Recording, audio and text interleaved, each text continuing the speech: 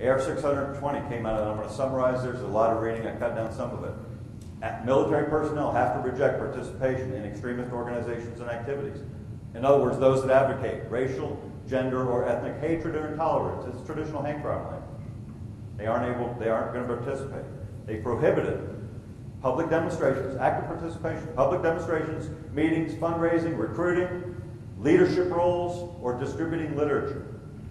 And that's what the measure was. That's what they were prohibiting. In the civilian world, if you're a law enforcement official or criminal justice professional, you have these same rules, do you not? Especially if you're a police officer. There's nothing extraordinary about these.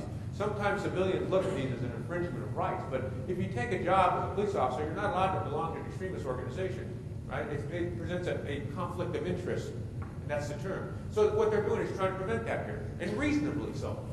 They gave commanders power. They said, hey, you can prohibit people from doing this stuff. We want to make sure that you don't allow distributing this literature.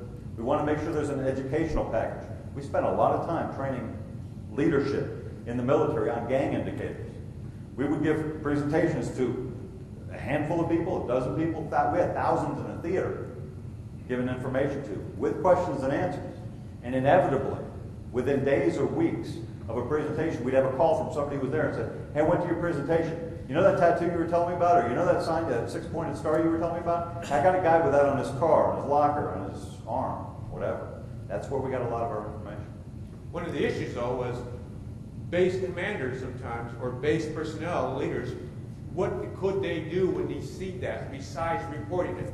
What happens to that? You tell the soldier or the Marine or sailor to remove that, and they do, but it doesn't affect how they think. Because as we discussed earlier, those types of symbols, accoutrements, are what? Symptoms of a lifestyle. And even though they may be away, can you change the lifestyle? Right. More command responsibility. It essentially boiled down to they have to educate themselves and then educate their soldiers.